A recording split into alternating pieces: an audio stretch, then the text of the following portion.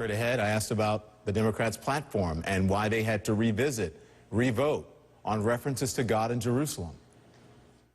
He insisted that they be reinserted to reflect his personal view. I understand what you're saying. Please let me finish. I know, but I understand what you're saying. But with all due, and I've heard this over and over and over again. More of my frank and honest conversation straight ahead. All right, welcome back, everyone. My conversation with Florida Congresswoman Debbie Wasserman Schultz tonight, it was open and it was honest. We spent a lot of time discussing the Democratic convention, especially the party's decision to go back and add references to God and to Jerusalem to their official statement of beliefs. But the vote on these changes created its own set of problems. Here's more of my conversation.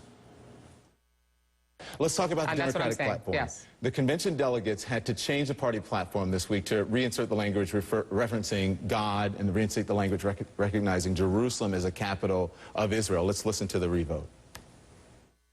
I'll do that one more time.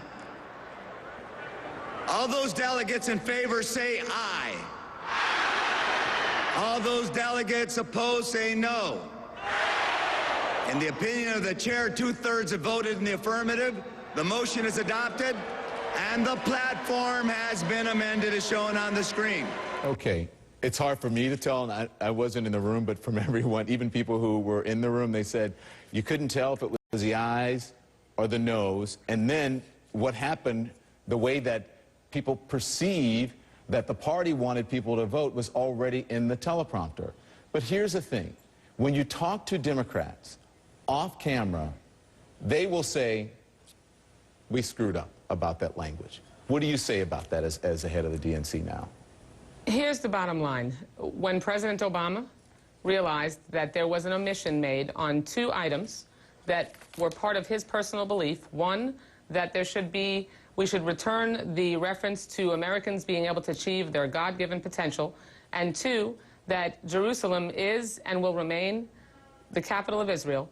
When he realized that those omissions were left out, he insisted that they be reinserted to reflect his personal view. I understand what you're saying. Please let me finish. I know, but I understand what you're saying. But with all due, and I've heard this over and over and over again. Well, but with all due respect, what I'm asking you is, because these aren't things that are lightly for God and Jerusalem to be taken out of the platform. If you look at it had to be intentional to do it. You didn't have someone in the room when you were going over the platform. Hang on, let me finish. When you're going over the platform, especially right after the GOP convention, when there had been so much talk about God, so much talk about Israel, you're telling me that it was an oversight, especially, and honestly, coming from a Jewish American, you're going to sit here and tell me that that was an oversight? Shouldn't you be the one to make sure that that's not an oversight?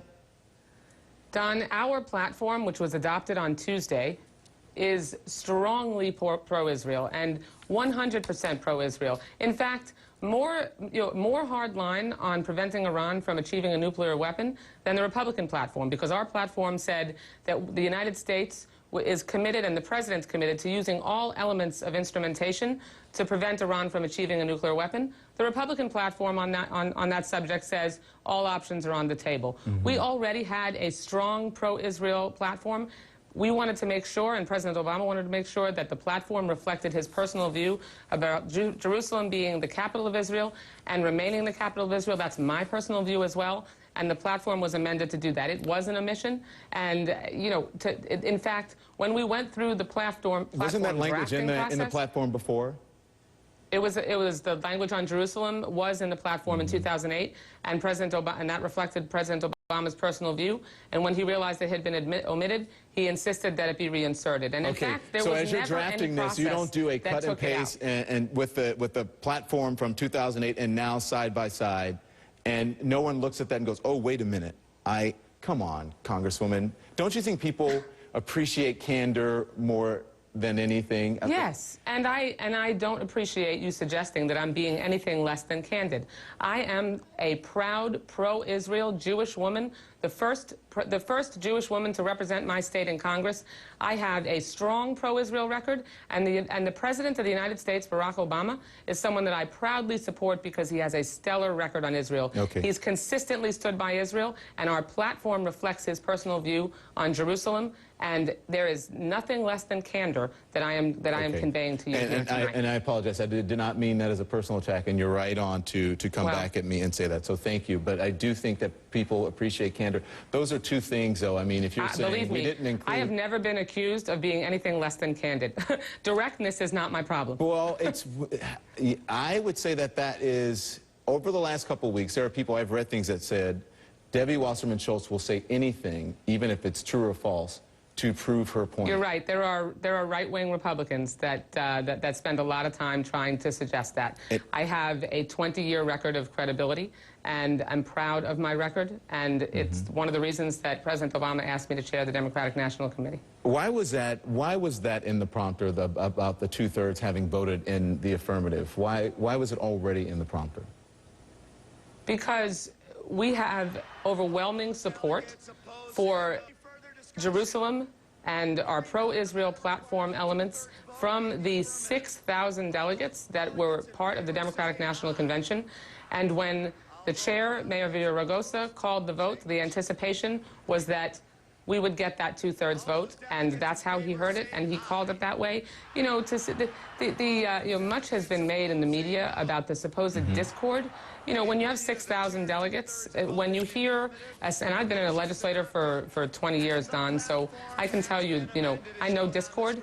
You know, hearing a smattering of opposition when something's proposed, you know, we don't do things that completely unanimously, and nor do we require unanimity in our party, unlike the Republican Party. The bottom line is, this week, we made sure that our party platform reflected President Obama's personal view on Jerusalem being the capital of Israel and remaining the capital of Israel. When Mitt Romney learned that his platform didn't reflect his personal view, supposedly, on abortion, and there being exceptions for rape, incest, and the life of the mother, he did nothing. And did nothing to amend his platform. All right, okay. That's the big difference and part of the clear choice that's going to be in front of voters over the next 60 days.